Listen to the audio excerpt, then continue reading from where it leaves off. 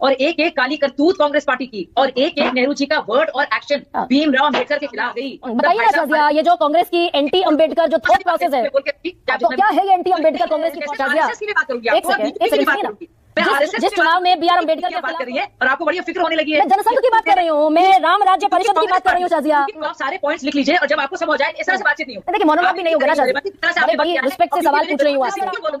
और मैं ये कह रही हूँ कि उसी चुनाव में 1952 में जनसंघ ने तो दोनों विरोधी हो गए ना डॉक्टर भीमराव अम्बेडकर। मैं लिख रही हूँ, आप सवाल पूछिए, मैं लिख रही हूँ। मैंने पूछ लिया सवाल। नहीं बिल्कुल नहीं, no no no, it will not I. Sorry Brajendra Singh को आपने इतनी देर बोलने का मौका दिया, मैं बोलने नहीं लगी, एक वाक्य मेरा नहीं खत्म हुआ कि आपने शुरू कर दिया। नहीं बिल्कुल, मैं आपकी कोई पिट्ठू नहीं हूँ, कोई गुड़िया नहीं, क्या बटन दबाएंगे मैं बोलूंगी। सॉरी नहीं है। जय श्री राम दोस्तों, कैसे आप? आई होप सारे स्वस्थ होंगे और मस्त होंगे। तो आज की डिबेट में चर्चा हो रही थी कि अमित शाह के सदन में दिए भाषण की 12 सेकंड की एक क्लिप निकालकर कांग्रेस ने कैसे उसे वायरल करते हुए भाजपा को बाबा भीमराव अम्बेडकर विरोधी बताया। पहले जानते हैं कि अमित शाह ने क्या कहा था। अमित शाह ने अपने भाषण में कहा था कि अभी एक फैशन हो गया है, अम्बेडकर अम्बेडकर अम्बेडकर। इतना नाम अगर भगवान का लेते तो 7 जन्मों तक स्वर्ग मिल जाता। इतनी ही क्लिप को काटकर कांग्रेस ने इस बयान को अम्बेडकर का अपमान बताया और अमित शाह से माफी मांगने की मांग की। कांग्रेस अध्यक्ष मल्लिकार्जुन खड़गे ने कहा कि अमित शाह का बयान बेहद दुर्भाग्यपूर्ण है और उन्हें इसके लिए माफी मांगनी चाहिए।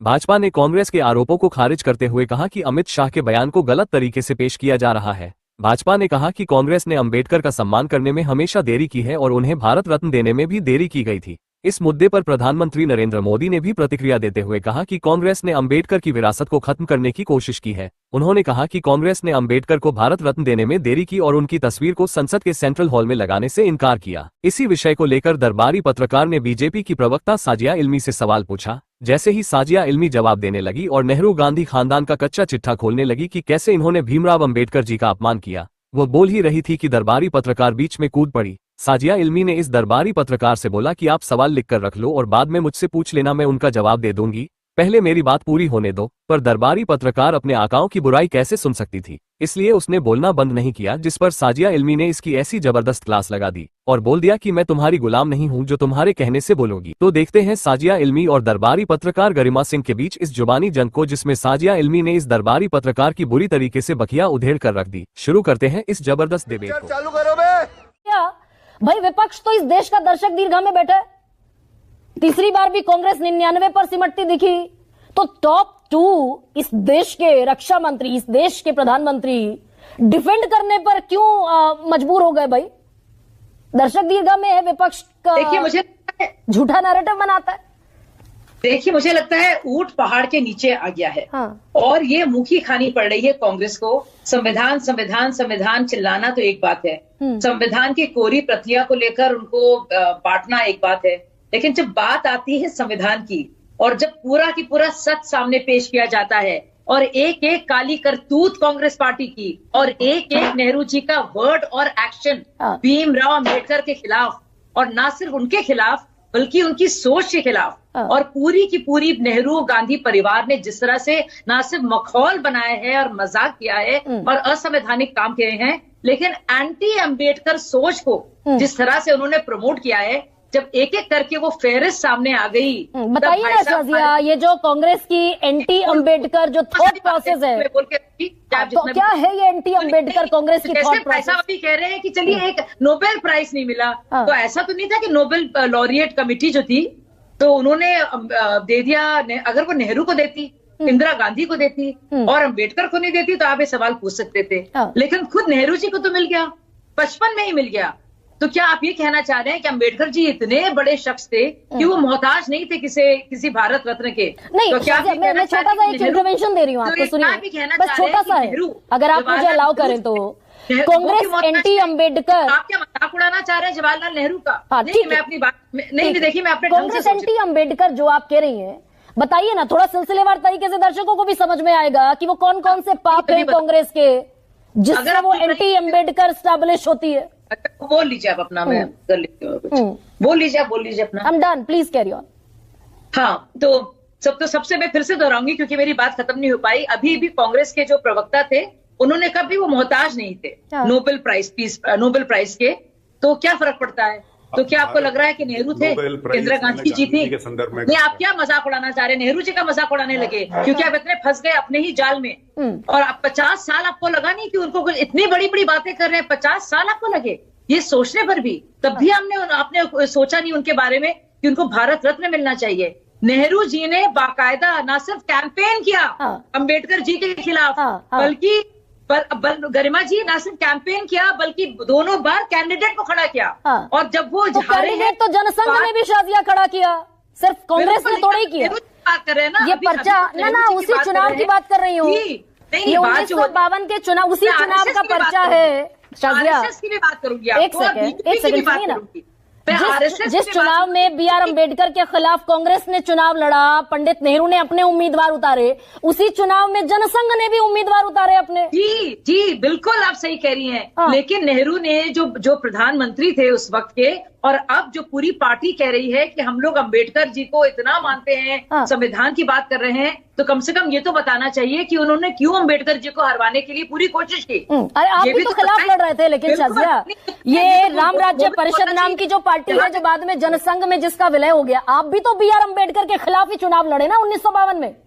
नहीं, आप ना कीजिए इसमें। आप अपनी कांग्रेस पार्टी की अब बात कर रही है और आपको बड़ी फिक्र होने लगी है। मैं जनसंघ की बात कर रही हूँ, मैं राम राज्य परिषद की बात कर रही हूँ शाजिया, जो बाद में जनसंघ में डिसॉल्व हो गई, विलय हो गया। बी आर अम्बेडकर के खिलाफ आपने भी चुनाव लड़ा। आपने इंटरप्ट किया नहीं, तो आप सारे पॉइंट्स लिख लीजिए और जब आपको सब हो जाए, इस तरह से बातचीत नहीं होगी। देखिए मोनोलॉग भी नहीं होगा ना शाजिया, बड़ी रिस्पेक्ट से सवाल पूछ रही हूँ आपसे। कांग्रेस की पोल खोली है, मैं पोल खोलती रहूंगी, लेकिन एकदम खोलिए ना। लेकिन आज प्रधानमंत्री ने जो ट्वीट किया देश के, अच्छा शाजिया मुझे बस 10 सेकंड दे दीजिए इफ यू अलाउ। नहीं बिल्कुल नहीं, और फिर आप सवाल का जवाब दे दीजिएगा। प्रधानमंत्री ने आज ट्वीट किया कि भाई नेहरू ने, कांग्रेस ने, आप पहले लिख लीजिए, डॉक्टर भीमराव अंबेडकर के खिलाफ चुनाव लड़ा। आप बोलती रहिए। और मैं ये कह रही हूँ कि उसी चुनाव में 1952 में जनसंघ ने भी चुनाव लड़ा। जी, तो दोनों विरोधी हो गए ना डॉक्टर भीमराव अंबेडकर के। Thank you. मैं लिख रही हूँ, आप सवाल पूछिए, मैं लिख रही हूँ। मैंने पूछ लिया सवाल। नहीं बिल्कुल नहीं, no it will not happen.